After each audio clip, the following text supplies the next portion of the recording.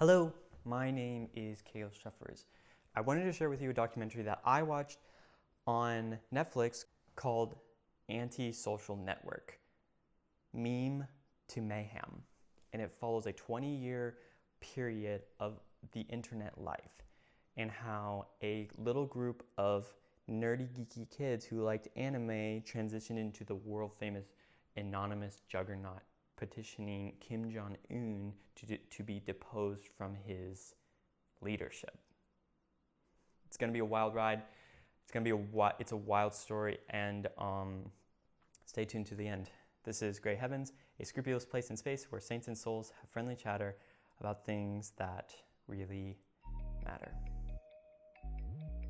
Okay, let's start in 2003, where a website by the name of 2chan was very popular among Japanese consumers. It gave them the access to go onto the internet from their phones, and a young man saw the potential of this cool stuff.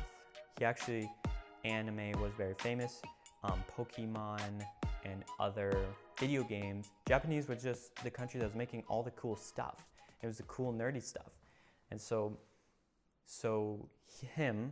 he took the format on 2chan and translated it into English and put it as 4chan. Now, 4chan was based off of a Darwinian philosophy where the weaker posts will not get the most views while the strongest ones will survive. And so it bumps them off. And the whole thing is anonymous. Anonymity was a new idea at that time, where you just come not with the prejudices or histories or looks or size that you possess that people associate to you, but you could express your opinions and things that you like without having those prejudices attached to you. Was good. I mean, for that, but it also had a dark side. It had a potential that attracted people with morbid intentions and morbid likes. Since you're anonymous, you have no responsibility for your own actions, mate. You can do whatever you want, and nobody can really care. Nobody can do anything about it. And so 4chan started to become a hub for this sort of really raunchy, edgy stuff. It attracted internet trolls. And so these trolls came together. And this is where some of our interviews kind of get dropped in, where they're just like how they access the internet at 2005 or 2006 and how they were able to get onto 4chan. And they admitted that it did have the potential to find people of things that they were interested in, but they also noticed its potential to be kind of bad, like really bad. This is where, okay, when you watch this documentary, friend, I'm gonna warn you, don't try, like, if you're gonna try to think what this group believes in, it's impossible, because they're so hypocritical. They're so, they don't make any sense. They make jokes about AIDS, they make jokes about white supremacy, they make jokes about Semitism, Donald Trump, just Semitism, anti gays. Anything that you would associate with the internet should be for, they go against, and then they go for it. It's a powerful feeling.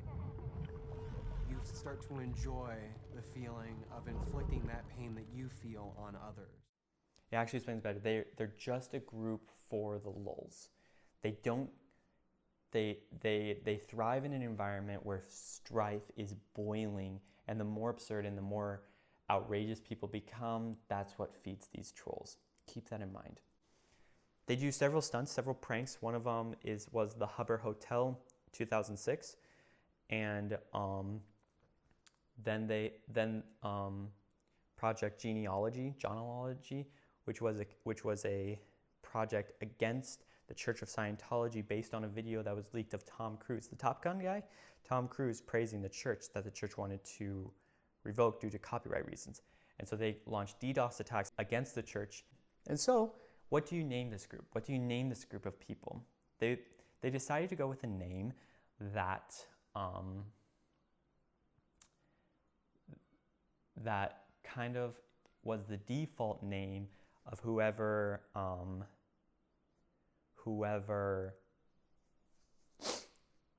like if you didn't put in any characters for your name, you got a default name which was anonymous. And so they decided to go, hey, let's call ourselves that. And when they decided they wanted also a symbol for this group. And the symbol that they chose, they wanted a mask because it was an anonymous group. And so they decided to choose the Guy Fawkes mask based on the movie V for Vendetta that was made popular. And so that's how the Guy Fawkes mask became synonymous with anonymous.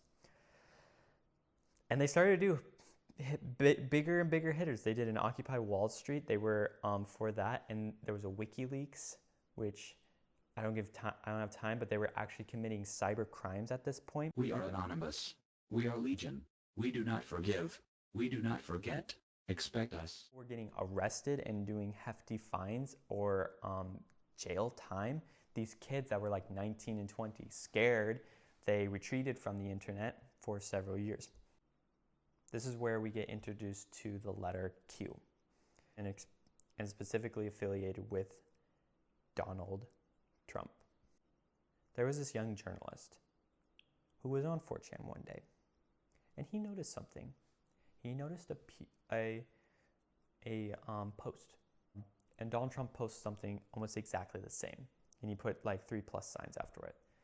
This young journalist kid, he made a YouTube channel about these breadcrumbs that he's been picking up with an affiliation with an anonymous source called Q, or QAnon, and the President Donald Trump, 2017, I believe. And he started to pick up these little breadcrumbs that were being dropped. Something big, something on the inside that something was big. Something was big gonna happen. This was posted in 4chan. So Q posted the triple plus, and Donald Trump 7 minutes later tweeted the triple plus. So we know for a fact that Q is real. And what was that big thing, you ask? Well, the documentary doesn't really tell you. He doesn't really tell you what Q was saying. He just tells you that it was a contributing factor to January 6, 2020. January 6, 2020, if you don't know, was the Trump rally. Whatever it was, no one cannot admit that it was kind of chaotic. It was who are we for, who are we against, and it all circled back to this letter Q. Now, the young journalist, he, at this time, 4chan had kind of broken off into a thing called 8chan. This young journalist started to notice something. Remember, he's like the forefront of this whole Q stuff.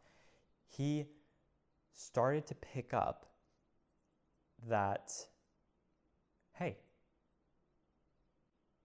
this stuff, it started to become pick up to the old people who were in 4chan in the 2004, 2006, 2010.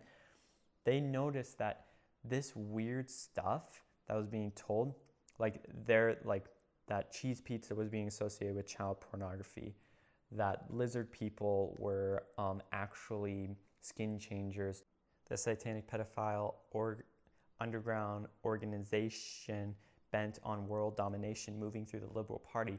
These are all jokes, inside jokes of inside jokes of inside jokes of these KJV donkey holes in 4chan. They were in promotion. They were making this stuff viral for the lulz, because I'm a strife it boil. This is what that group feeds off of. And so when this young journalist proposes to his channel, he got a negative flood of comments. If you want to be blown away, do that. Please use discretion, mate, because they don't call themselves no name for no reason, and they call themselves hedonists and atheists. And so like, but yet a sense of reality. How can you take them seriously when they're making jokes about AIDS, but they're also petitioning schools when young women get hurt and it's just swept under the rug? Like, all of that stuff is on there. So this isn't a conspiracy channel. But the documentary kind of ends with a sense of we're all lonely together. Gee, thank you. They describe a monster that they created, and they look back and reveal that they are totally against this monster that they created. And they call it 4chanified, because when the internet becomes 4chanified, it becomes this cesspool of doom scrolling and just where anger motivates people's views in their videos. And the more angry and the more outrageous that you can make it, the more views that you will be rewarded by this monster that will feed off of people. Ah, man, Lord. So, amen. That is, I got this wrong the first time. That is the anti-social network, from memes to mayhem. Anyways, have a lovely day. And if you like my content, please consider subscribing. And also please consider liking it. Sincerely, 𝙼𝙃𝚃𝚾𝚲.